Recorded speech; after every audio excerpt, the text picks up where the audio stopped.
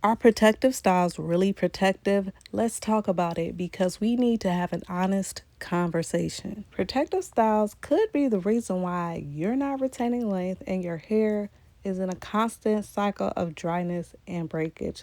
Now, before you come for me, listen, I'm not saying braids, wigs, or sew ins are bad.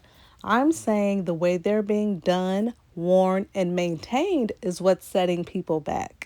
If you've ever taken out a protective style and seen more breakage than growth, if your edges are thinning, your hair feels dry, or your ends are splitting after every install, this video is for you.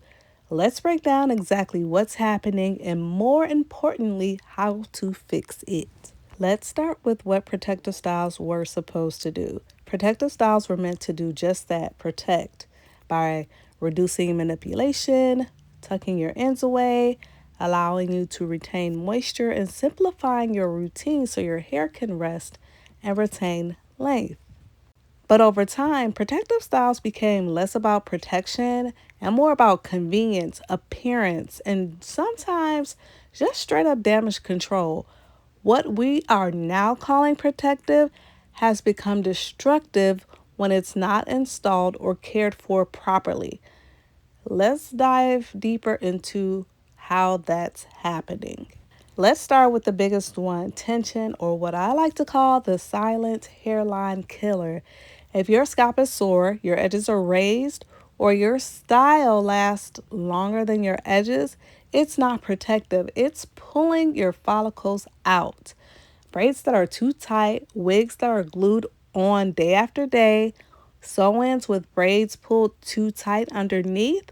This kind of tension leads to traction alopecia. And the worst part, most people don't notice until the damage is already done. What's protective is low tension styling, styles that are secure but not painful.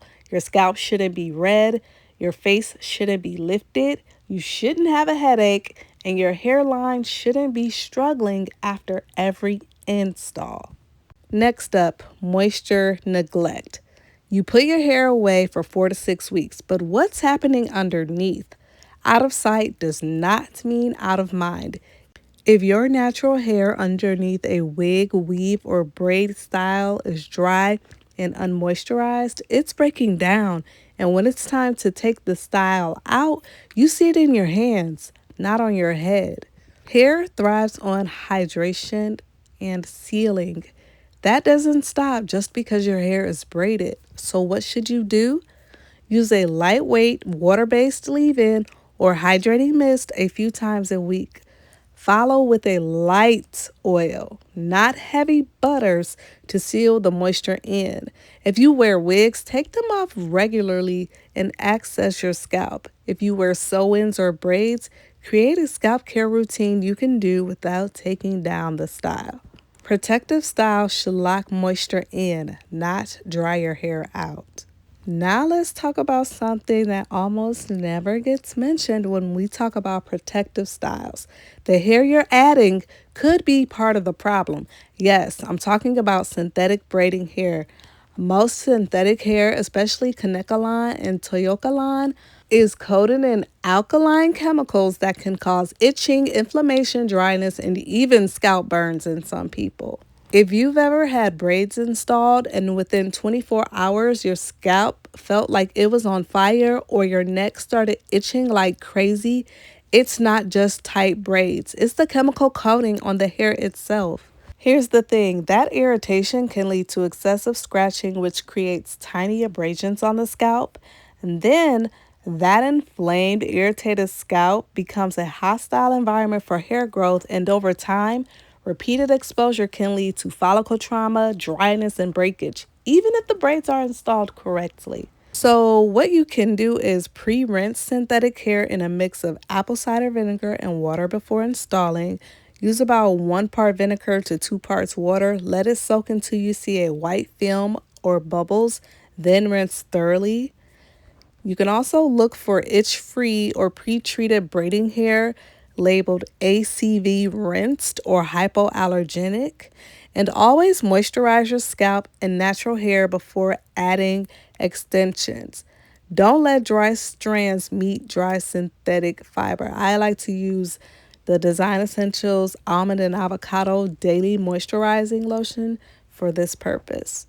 And I know a lot of braiders will tell you to come without any products on your hair, but listen, you gotta take your hair's health into consideration. As long as you're not coating it with heavy oils and butters, you should be fine. The bottom line is if you're adding hair to protect your own, but the added hair is causing inflammation or damage, you're working against yourself.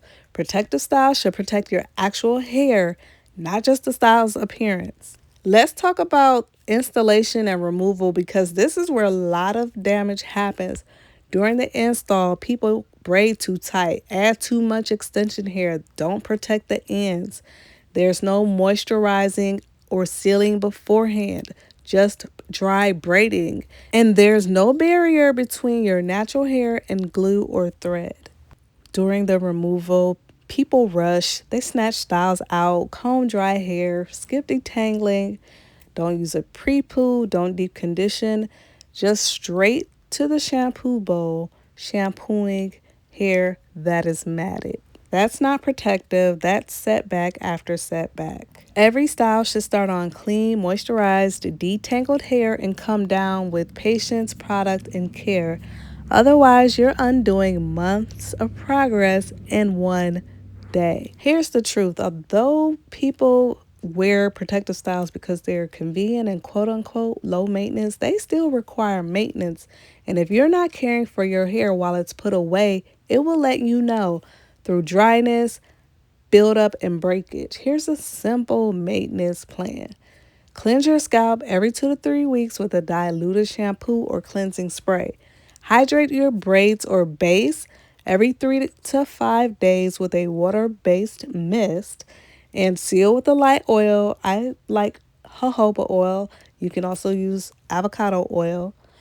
Massage your scalp to keep blood flow going and don't push styles past the 6 week mark unless you're actively maintaining the base. And stop thinking you don't need trims just because your hair is in braids. You do.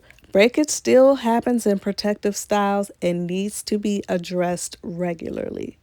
And I want to say this again, protective styles are not the enemy, but when they're installed too tight, neglecting moisture, and properly maintained or taken down carelessly, they stop being protective and start being destructive.